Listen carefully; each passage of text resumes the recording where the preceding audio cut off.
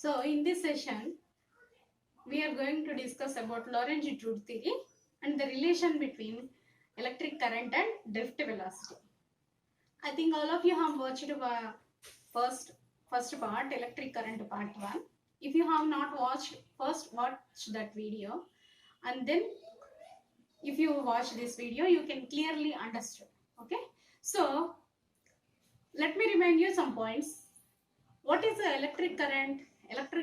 The charge flowing per unit time is known as electric current. Okay, so that electric current, with which letter we are representing electric current? Right, with letter I. What is the unit of electric current? Ampere. Very good. And then now let us derive a relation between current and drift velocity. So what is current, what is drift velocity, that we discussed in the previous session also, isn't it? So here, what happens to the electrons when a copper wire is not connected to a battery? And what happens to the electrons when it is connected to a battery or a circuit? That also we have discussed in the previous video or previous session, right? So here, once again, so if a copper wire is not connected to any battery, what happens to the electrons? They are free to move. They can move randomly, upwards, downwards, left, right, corners, or whatever direction. In whatever direction they want, they can move. Okay. So here, while moving like that, what happens to total current? The total current becomes zero. But when a copper wire is connected to a battery or in any circuit, the electrons are attracted by the positive terminal and they start moving towards the positive terminal. That we known as, that we call as drifting of an electron. So with how much velocity they are moving, that is known as drift velocity. This velocity is represented by a letter, you know. What is that letter? Yes, right, V. So here it is a drift velocity. So in the suffix we write D, V, D. For drift velocity we write V. So if the battery connected, all the electrons are moving, there will be drift velocity, right? And that current is known as a drift current.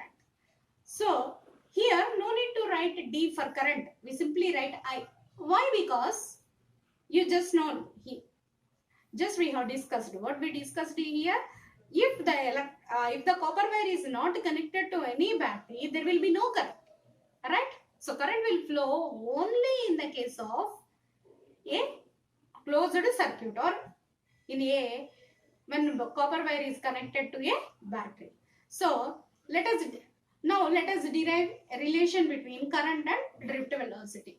For that, let us consider a copper wire. It is connected to the terminals of a battery, and let us examine that copper wire. What happens to the electrons in that? Let us examine. Okay, so we cannot see. Let us assume. Let us consider a small portion of copper wire. How much portion we have considered? Let its area is capital A. So capital A is the cross-sectional area. And in that cross-sectional area, since this copper wire is connected to the battery, all the electrons are moving, right? So the drift velocity of the electrons, let us represent with the letter Vd. And how many electrons are there in that cross-sectional area? Let us assume that there are small n number of electrons. Now, that small portion, we have considered a small area, right? So from one end to other end, to move an electron, okay, to move for an electron to move from one end to another end, how much distance it has to cover? Let us see that. So distance covered by electron from one end to other end, that we cannot measure, that we can consider. How can we calculate that one? Here we know the velocity, drift velocity Vd, and the time we know 1 second. If velocity and time are known, we can easily calculate distance, right? Think of itself. You know this one. Yes. Velocity is equal to distance by time. So distance is equal to velocity into time. So what is the distance here? Velocity is Vd and time is 1 second. So distance becomes Vd. So then coming to the volume. Here volume of the conductor for that small portion which we have considered as the small portion. What is the volume we have to write here. Again also we don't know the volume but we know area. We know distance. From this we can write volume. What is the relation between volume, area and distance? Think of it. Yes, correct. Volume is equal to area into distance. So here volume of that portion is A into area of cross section capital A, right? So capital A into distance Vd. And we have considered there are small number of charges per unit volume. Okay. Unit volume. Small n charges. For this volume, how many charges? How can we calculate? Yes, n into A into Vd. So number of charges in this volume, NaVd. And let the charge of one carrier is Q. Here you may have one doubt. Why you are mentioning a carrier? These are electrons. Again, why you are mentioning carriers? Why? Because in your higher classes you will know a current is because not only because of the electrons, but current can occur because of the positive charges also. Those positive charges we can call them as holes. So here in common we are deriving this relation. This relation is applicable both for electrons and holes. That's why we are representing the charge of the carrier as Q. So charge of one carrier Q. But how many charges are there? Just now we have written number of charges, right? So what is the total charge? So NaVdQ. That is the total charge crossing in that volume. In how much time? 1 second, right? So in 1 second, total charge crossing is NaVdQ. So our derivation is completed right here. So what is electric current definition? Current is charge flowing in 1 second, right? So charge flowing in 1 second is current, and here we have calculated charge flowing in 1 second, that is NaQVd. So I is equal to NQAVd. And if this charge we have replaced, if we replace that charge with small e, that is the charge of the electron. I think you all know charge of the electron is equal to 1.6 into 10 to the power of minus 19 coulomb. Okay, so if we replace Q with E, I is equal to NeAVd.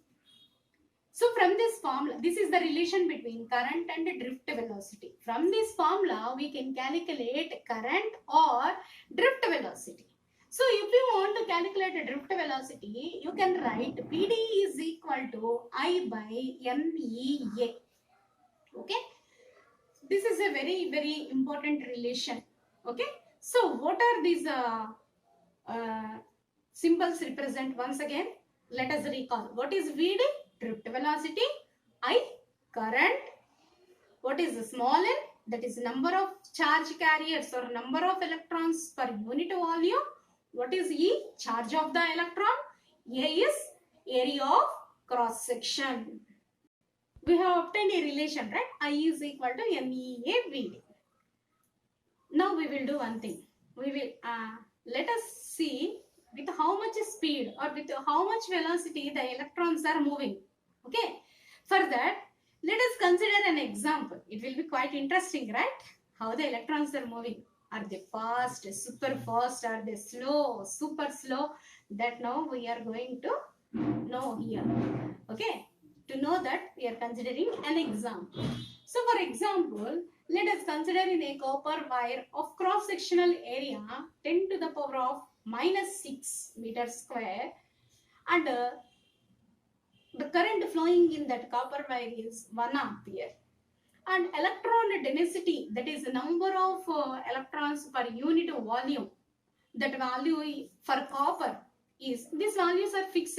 For different substances, different electron densities are there. Okay. So for copper, that electron density is 8.5 into 10 to the power of 28 per meter. And since here electrons are crossing, charge of electron is 1.6 into 10 to the power of minus 19 coulomb. So what we want to know now is drift velocity. So substituting all these values in the equation, Vd is equal to I by NEA. So Vd is equal to 1 by, what is the value of N? 8.5 into 10 to the power of 28 into E, charge of electron 1.6 into 10 to the power of minus 19 into area of cross section 10 to the power of minus 6. So substituting all these values and calculating, we will get a value 7 into 10 to the power of minus 5. Since it is velocity, what we will write the unit? What is the unit of velocity? S, meter per seconds. So 7 into 10 to the power of minus 5 meter per second, or else we can also write 0.07 millimeter per second. You know already millimeter is equal to 10 to the power of minus 3 meters.